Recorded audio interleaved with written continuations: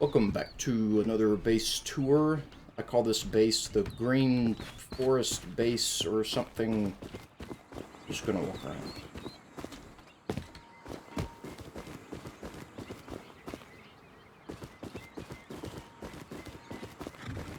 Don't have too many bases that are naturey, alpinish in nature. Double entendre there. Which is interesting because I love the outdoors and I love bringing nature into the house and into corporate settings, and there's a name for it. There's a name for the concept of it. I'm not sure what it's called, but bringing nature in from a design standpoint I think is really cool. So it's kind of surprising that I haven't had that many bases like this.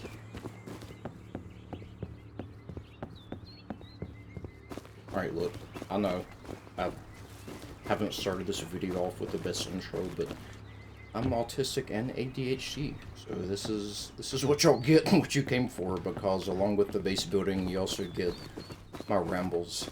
So, something interesting about my ADHD and autistic life, something that I found out at age 39 or 40, is that I have neurological double vision. And I didn't know it until I was at a restaurant with my wife and my daughter. And I thought to myself, how do you know? You ever wonder, like, how do you just know which beer glass to pick up? And my wife looked at me like I was crazy. And she was like, what do you mean? I'm like, there's two beer glasses in front of you. And I'd only had like one beer at this point, okay? So it wasn't me being drunk or anything, at least not this time. And I'm like, how do you know which one to pick up? And she just had no idea what I was talking about. And we went down this long road of describing about how I see two of everything. And it's not ocular. So in other words, prism glasses can't fix it. It's more of, you know how we each have a left and a right eye, or at least most of us do, and your brain combines the image from your left and right eye into one image? Well, mine doesn't do that. I have to try really, really, really hard for it to do that. And whenever it does combine the images together, there's like a shimmering aura about them, and it's trying to do everything in its power to separate the images. And I guess that's another thing that's different about my brain, other than the ADHD and autism neurodivergence.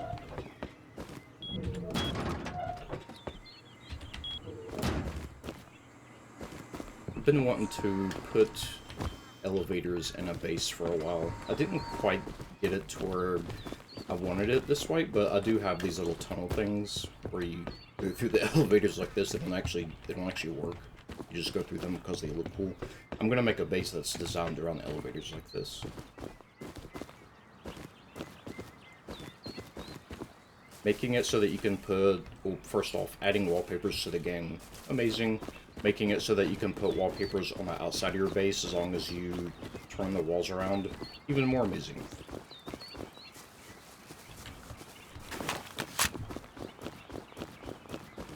I know that you guys really want me to record a wipe and make like a William style video of the wipe progression, and I think that's a great idea also, but you probably noticed in my videos, I don't edit them. I just kind of do like a stream of consciousness thing and do one take, and that keeps the effort really low for me.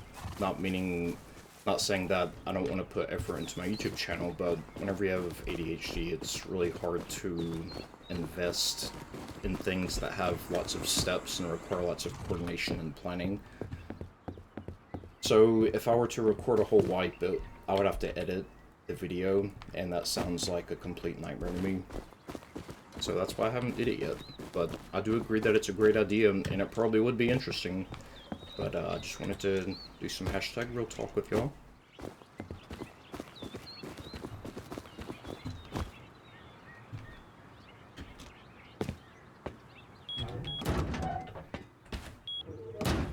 My grandma's in the hospice right now, my last grandparent that I have, and that's really sad.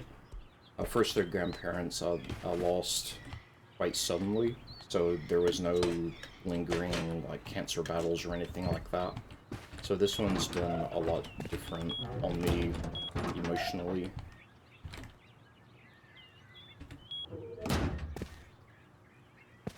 You never know what people are going through. I have a saying that I like to tell people, especially if I encounter someone who struggles with road rage. Just pretend that the car in front of you, that they have a birthday cake in the front seat. They have a birthday cake in the passenger seat. Or a wedding cake. Then everything that happens while driving, it's like, oh, they have a birthday cake in the front seat. That's why they're driving crazy. That's why they're going slow. That's why they're speeding. That's why they cut me off. And obviously it's not about the birthday cake or the wedding cake, but it's about the fact that people deserve some leniency or some grace, because you don't know what people are going through in life, you know? Maybe the person's grandma's in hospice. That's why they made the mistake when driving.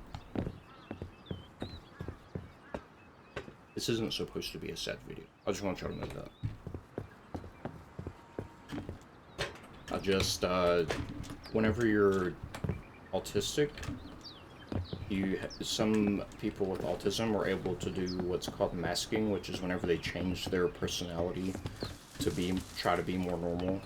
Notice how I said try to be, it doesn't always work, but you can try to be more normal. And I do that a lot. I actually, at 41 years of age now, sometimes I don't even know who I really am, because a personality is like a abstraction layer of combined personalities from a life of masking. But I'm trying my best to be my real self right now in this video, and not put on a stage persona or the YouTuber Benjamin persona. I'm just talking about whatever comes to my mind. I wanted to do this base in the jungle, but good lord, getting a start in the jungle, it's dangerous out there. Also, this location, we started off with a little Evil Worst, Thrifty Scott. Do you remember Evil Worst? Who, him and Oblivion and AC Mode started the, when I say started, it's in air quotes, but they, you know, there were some of the heavy hitters in the beginning of the Rust YouTube scene, and Evil Worst had a really cool base called the Thrifty Scott. Now, I think it's a great starter base. It's just a couple of squares and some triangles, so this one, and then it wraps around. You put the TC here, and here's like the main loot area. We started off with this one as our starter base, and then my brother was like, hey, this base has a really cool location, really good to farm, good barrel spawns, good nodes, close to the outpost. Why don't we just do this one? And we did it, and I think it turned out pretty good. I actually had a different idea for this wipe. I have something mocked up when I build server, which I haven't shown y'all yet, and you're gonna love it. And I was gonna do that this wipe, but we decided to go with the forest ranger bandit outpost hidden village hidden in the leaves thing instead. And I'm glad, because this base is pretty damn cool.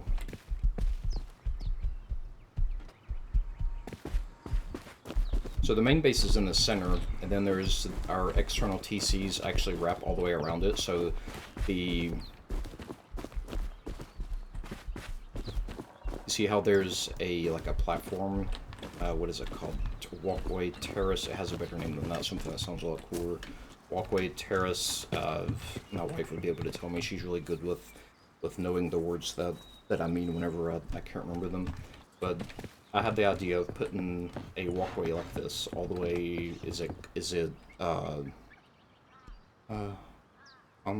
concourse, anyway, putting this thing all the way around it, and turned out pretty good. And then you reverse it and put the camo thing on it, and it has like a forest, kind of a tree house feel to it.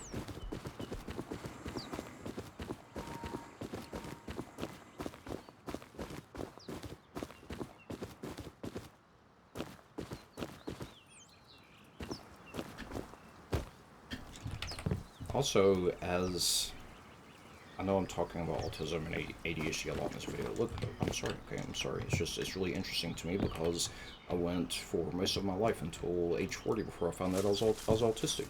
And I've known that I was ADHD for a while, but I didn't really know that much about it. And now I've been doing a lot of research on it. I know a lot more about it. Well, anyway, neurodivergent mind, along with my brothers, he's the same way. We're our minds operate in something called geospatial locus-bound cognition, which is we're heavily influenced by our environments to such a degree that it's not just a preference, it's not just I prefer to live in a neighborhood of trees, it's a requirement. It's not just that I don't like working at that cubicle in the office, it's that I can't work at that cubicle in the office.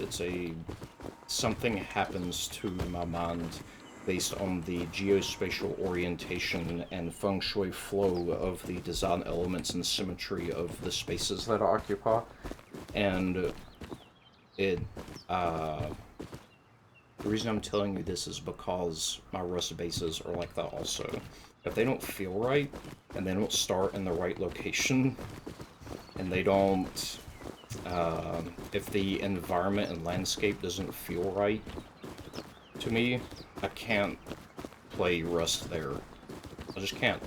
And you know what? I'm gonna take it a layer of abstraction further. I can't play Rust in certain areas of my house, my real life house. So if my computer desk is facing the wrong direction in my real life house, I can't use my computer there. And it's this thing where I'm always aware of where I'm at in space and time in real life, and in Rust, but in real life especially, where I know that I'm in a forested neighborhood, I know that I'm in XYZ County, I know that I'm in North Carolina.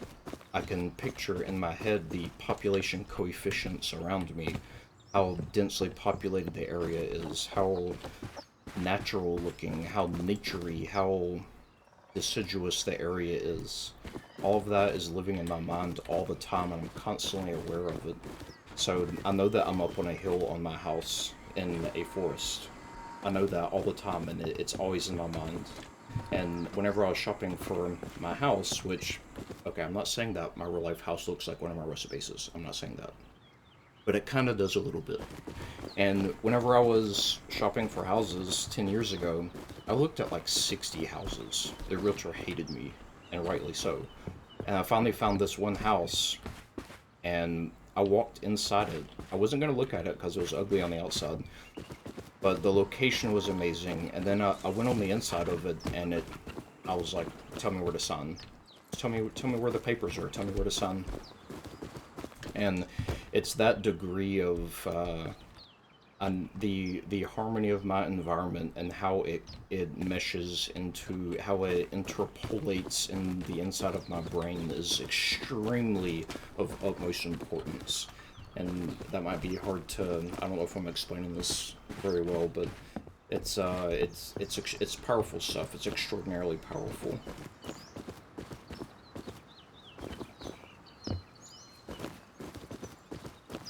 By the way, I have a question for you guys. I know I've asked this before, but I'll ask it again.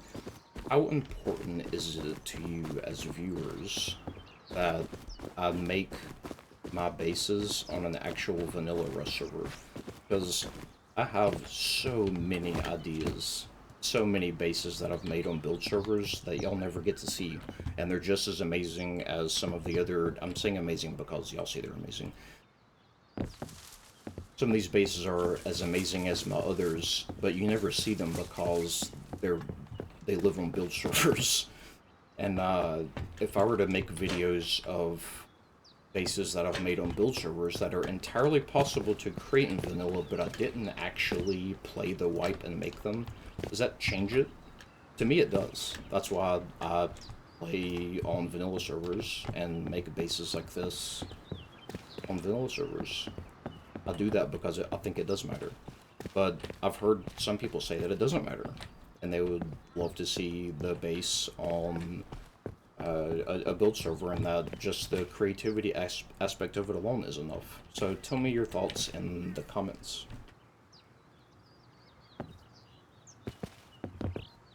The reason I'm asking is because, man, it is easy as hell to just load up one of my bases that I've made on a build server and make a video. It's so easy. I mean, for obvious reasons, I have a dozen videos that I could load like tomorrow on bases that I've designed, but it just the time element isn't there. But also I like playing Rust, so it's not as much fun going through a base like. Showing you a base on a build server isn't as much fun because there's no journey behind it. I might have just answered my own question, but I want to know your opinions anyway.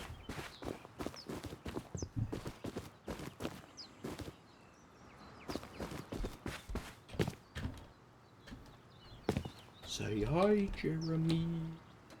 It's actually my twin brother, Jeremy. We're not twins in the game. I'm actually a half Asian lady and he's a black man, but in real life we're twins, and he's autistic and ADHD also.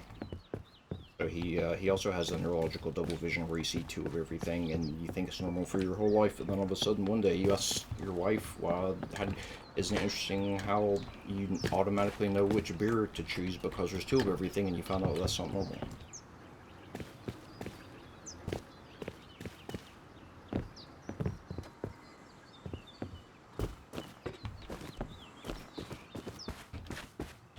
Guys, hope you enjoyed the base tour this month. We'll see you in the next video.